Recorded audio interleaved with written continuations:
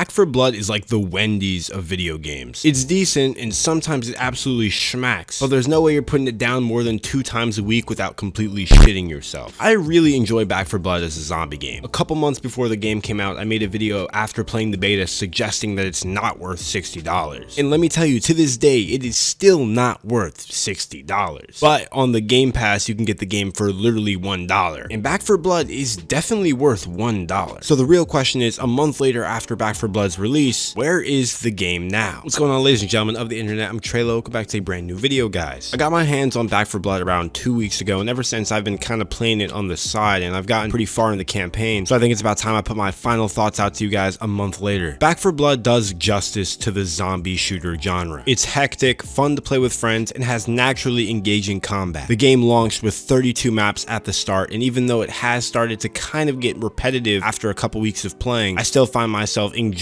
the diverse locations that you'll explore through the different acts. The graphics are also pretty dope. Like, I love how it's arcadey but also realistic. It fits the game really well and only makes the maps more immersive. Back 4 Blood has always been about replayability, and they definitely do that with the in-game and out-of-game progression. In Back 4 Blood, the in-game progression is unlocking attachments and gaining coins, which you can then use to purchase things at safe houses and different cards that you might find throughout the map. And the out-of-game progression being the card system itself, unlocking better cards with supply points as you progress through the game. And we'll touch on the card system a little bit more in a minute. But this out-of-game and in-game progression definitely helps with the replayability of Back 4 Blood, allowing me to still enjoy the game so much after these weeks of playing the same maps. One of my personal favorite features that they significantly improved from the beta was the melee combat in the game. The melee combat in the beta felt kind of floaty, kind of not responsive, didn't feel like you were hitting your target, but here in the full release, it's a lot more responsive and actually feels like the hit is going through the zombie. I'm really happy to see this because honestly, melee weapons are some of my favorite parts of zombie games, and it's good to see they got it right in the final product. Most definitely a lack of melee weapons though. The machete, the fire axe, and the baseball bat are all you have. The gunplay is also solid. Shooting zombies feels good. All the weapon categories feel different from each other, and the zombie physics in the game are great. So overall, you're gonna find Back 4 Blood's gameplay to be pretty fun. But then why does the game have mixed reviews on Steam? Don't get me wrong, bro. Back 4 Blood is a good zombie game, alright? It's decent. But bro, that's about all it is. $25 max on this game, not a penny more. This game has a good amount of problems plaguing it right now, and a lot of them I felt over the last couple weeks. Why is Back 4 Blood literally impossible? Look, I'm all for games that offer challenges, right? I like having a challenge to face, but I do not appreciate getting run over,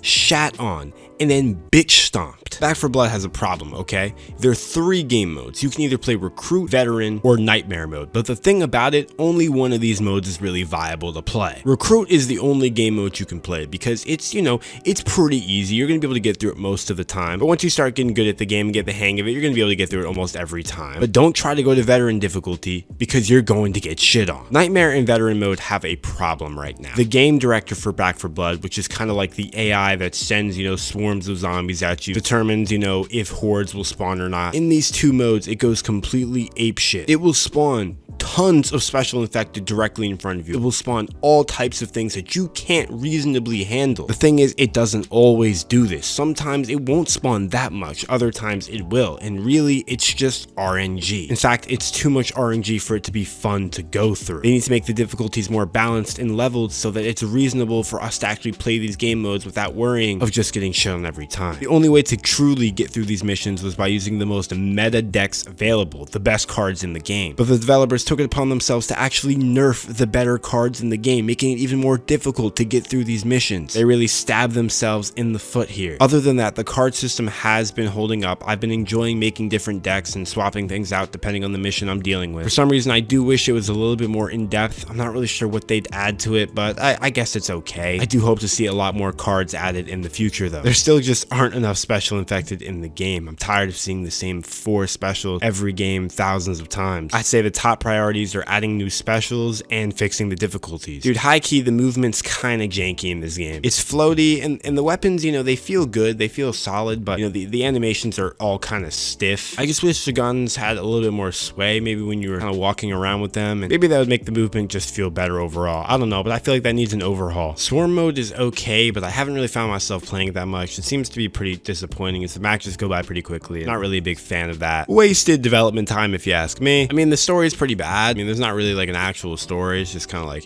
it's a Left 4 Dead 2-esque story. It doesn't have to be good. It's about killing zombies, but definitely nothing special there. Overall, a month later, Back 4 Blood is still a solid zombie game. When you play it, you might be a little bit confused why you'd play this instead of Left 4 Dead 2, a game you already have, and how it really improves on the genre, and that might be hard to say. I think personally the developers might have invested a little bit too much time into focusing on the card system as the main progression of the game, instead of maybe some outer things that could have added more filler to the game. It just didn't take enough steps forward from a game like Left 4 Dead 2 to prove to everyone that there's a reason to buy this. But like I said, for $1 on the Game Pass, bro, sign me up. I will do that shit. It is definitely worth it for that. And the replayable factor is there, so it's good to say that a month later I'm still satisfied with paying $1. Another month though, I think it might fall off. Overall, I give Back 4 Blood a 6.8 out of 10, doing many things right and having fun gameplay at the core, but in the long run it seems like this game is lacking the innovation it needs to rise above other zombie games in its genre. Guys, let me know what you think of Back 4 Blood down below in the comments. If you guys did enjoy, make sure to leave a like, comment, and subscribe for more content like this. As always guys, I'm Trelo, and I'll see you guys in the next one. Peace out.